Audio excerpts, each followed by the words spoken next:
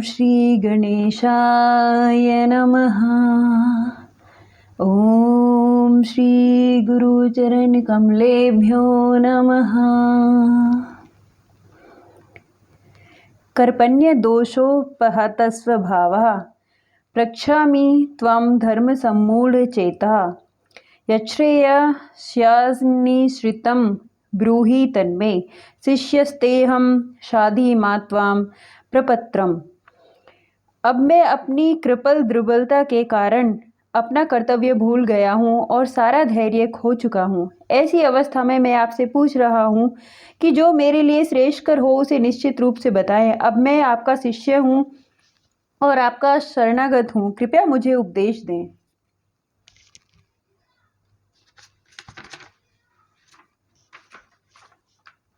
तात्पर्य यह प्राकृतिक नियम है कि भौतिक कायाकल्प की प्रणाली ही हर एक के लिए चिंता का कारण है। पग पग पर उलझन मिलती है, अतः प्रामाणिक गुरु के पास जाना आवश्यक है, जो जीवन के उद्देश्य को पूरा करने के लिए समुचित पद निर्देश दे सके। समग्र वैदिक ग्रंथ हमें यह उपदेश देते हैं कि जीवन की अनचाही उलझनों से मुक्त होने के लिए प्रामाणिक गुरु के पास जाना चाहिए। ये उलझनें उस दावाग्नि के समान हैं जो किसी के द्वारा लाए बिन भभक उठती हैं।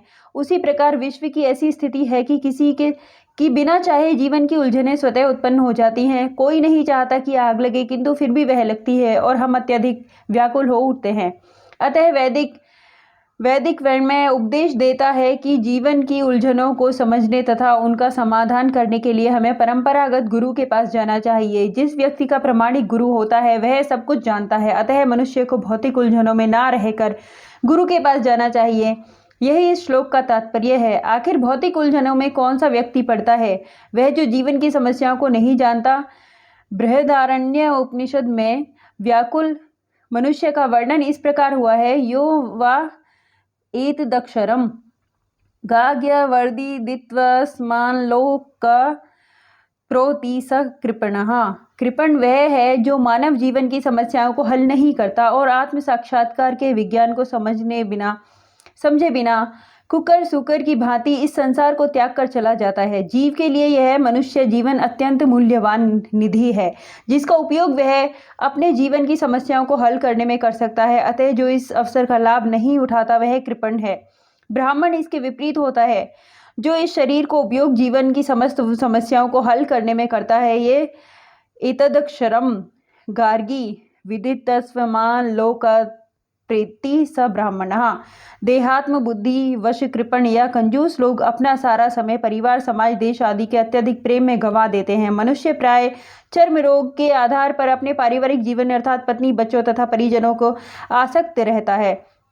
कृपण यह सोचता है कि वह अपने परिवार को मृत्यु से बचा सकता है, अथवा वह यह सोचता है कि उसका परिवार या समाज उसे मृत्यु से बचा सकता है। ऐसी पारिवारिक आसक्ति निम्न पशुओं में भी पाई जाती है, क्योंकि वे भी बच्चों की देखभाल करते हैं। बुद्धिमान होने के कारण अर्जुन समझ गया था कि पारिवारिक सदस्यों के प्रति उसका अनुराग तथा मृत्यु से उसकी रक्षा करने की उसकी इच्छा ही उसकी उलझनों का कारण है। यद्यपि वह समझ रहा था कि युद्ध करने का कर्तव्य उसकी प्रतीक्षा कर रहा है, किंतु कृपण दुर्बलता के कारण वह अपना कर्तव्य नहीं निभा रहा था। अतः वह परम गुरु भगवान कृष्ण से कोई निश्चित हल निकालने के लिए अनुरोध कर रहा है। वह कृष्ण का शिष्यत्व ग्रहण करता है। वह मित्रतापूर्ण बातें बंद करना चाहता है। गुरु तथा शिष्य की बातें गंभीर होती हैं और अब अर्जुन अपने मान्य गुरु के समक्ष गंभीरतापूर्वक बातें करना चाहता है।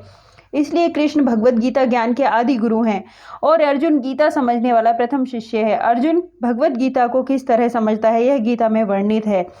तो भी मूर्ख संसारी विद्वान बताते हैं कि किसी को मनुष्य रूपी कृष्ण की नहीं बल्कि अजन्मा कृष्ण की शरण में ग्रहण करनी चाहिए।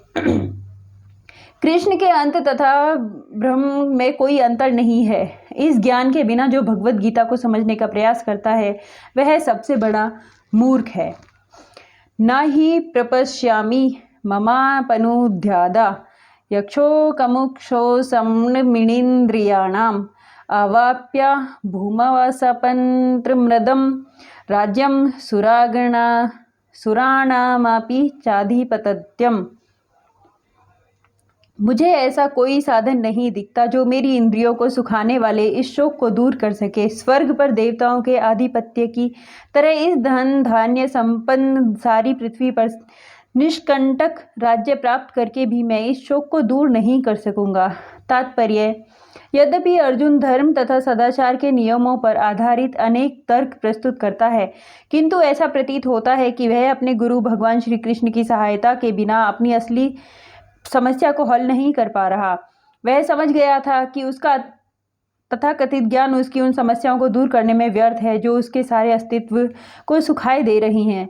उसे इन उलझनों को भगवान कृष्ण जैसे आध्यात्मिक गुरु की सहायता के बिना हल कर पाना असंभव लग रहा था। शैक्षिक ज्ञान, विद्वता, उच्च पद, ये सब जीवन की समस्याओं का हल करने में व्यर्थ हैं, यानी इससे कोई सहायता नहीं है। तो वह एकमात्र गुरु। अतः निष्कर्ष यह निकला कि गुरु जो 100% कृष्ण भावना भावित होता है वह एकमात्र प्रामाणिक गुरु है और वही जीवन की समस्याओं को हल कर सकता है। भगवान चैतन्य ने कहा है, जो कृष्ण भावनामृत के विज्ञान में दक्ष हो, कृष्ण तत्ववेत्ता हो, चाहे वह जिस किसी जाति का हो, वही वास्तविक गुरु है। किबा विप्र किबा न्यासी शूद्र के ने नये, यही कृष्ण तत्ववेत्ता से ही गुरु है। कोई व्यक्ति, चाहे वह विप्र हो, निम्न जाति में जन्मा शूद्र हो, या कि सन्यासी, यदि वह कृष्ण के विज्ञान में दक्ष है तो वह यथार्थ प्रामाणिक गुरु है। अतः कृष्ण तत्ववेत्ता हुए बिना कोई भी प्रामाणिक गुरु नहीं हो सकता। वैदिक साहित्य में भी कहा गया है।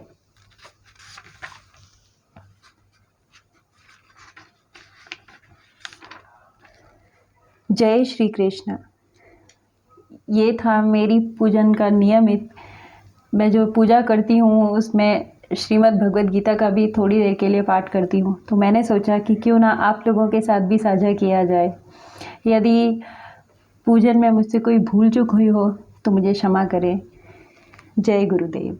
जय श्री कृष्ण।